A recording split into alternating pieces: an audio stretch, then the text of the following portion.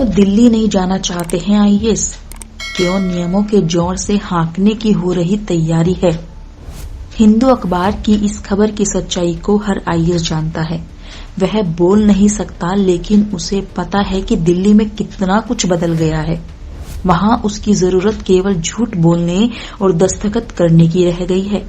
अगर ऐसा नहीं है तो फिर क्या कारण हो सकता है कि राज्यों से आईएएस केंद्र में नहीं जाना चाहते हैं? केंद्र के प्रति यह अविश्वास बता रहा है कि आईएएस में संवैधानिक चेतना बची हुई है।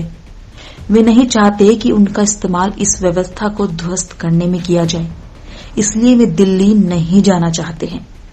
दिल्ली में आईएएस की कमी होने लगी है। हिंदू की विजेता सिंह की यह खबर आम जनता के बीच आईएएस की चुप्पी को पहुंचा रही है कि अब तो देख लो, यह तुम्हारा देश, संविधान से चलने वाला देश कितना रह गया है। आज ये हिंदू अखबार में संपादकीय लेख छपा है। इस लेख को 2 सेवानिवृत्त आईएएस अफसरों ने लिखा है। तमिलनाडु के अशोक वर्धन शेट्टी और महाराष्ट्र के वी रमानी ने अपने लेख में बताया है कि केंद्र सरकार को आईएएस काडर के नियमों में बदलाव से बचना चाहिए।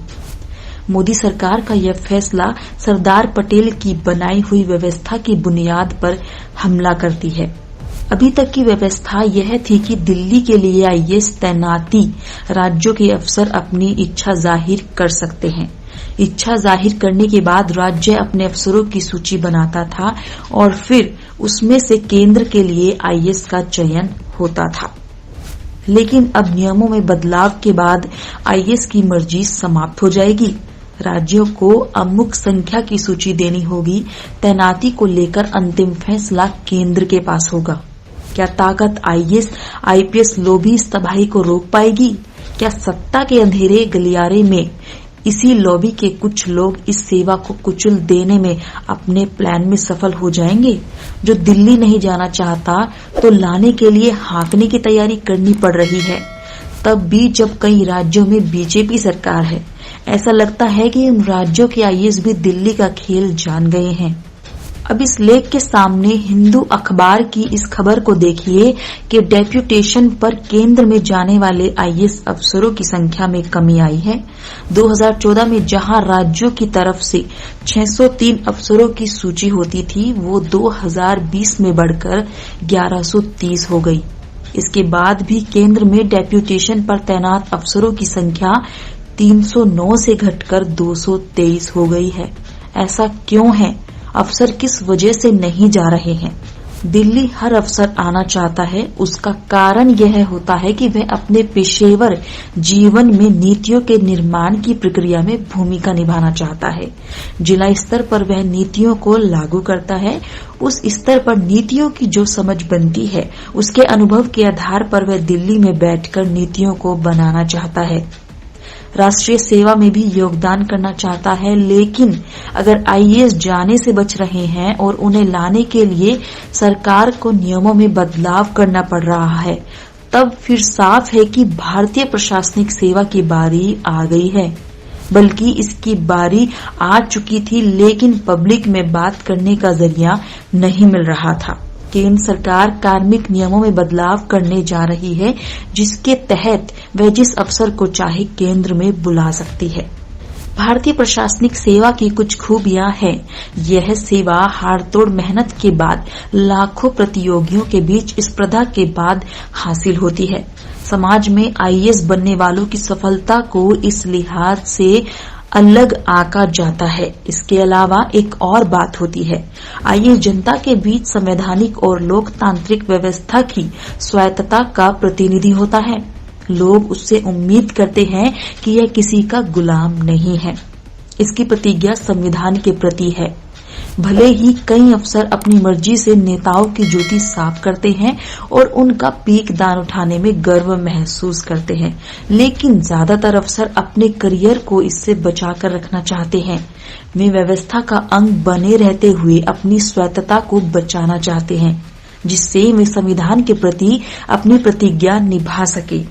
अब लगता है कि उस स्वायत्तता संभावना को इस सेवा से खत्म कर दिया जा रहा है।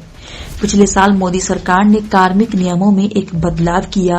इसके जरिए खुफिया या रक्षा विभागों से रिटायर हुए अफसर अब अपने संगठन की इजाजत के बिना नहीं लिख सकेंगे।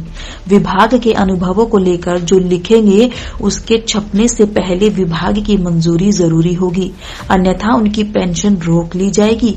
किसी की पेंशन पर रोक लगाना ही नैतिक रूप से अलग है, मगर सरकार ने शर्त रख दी है। खुफिया संस्थानों और रक्षा संस्थानों से रिटायर हुए अफसर अपने अनुभवों को लेकर काफी कुछ लिखते हैं, जिससे आम पब्लिक से लेकर इन विषयों पर जानकारी रखने वालों को देखने के नजरिए मिलते हैं कि ऐसे विभागों में काम कैसे होता है या फिर किसी खास घटना को लेकर अंदरूनी खबरें क्या थी।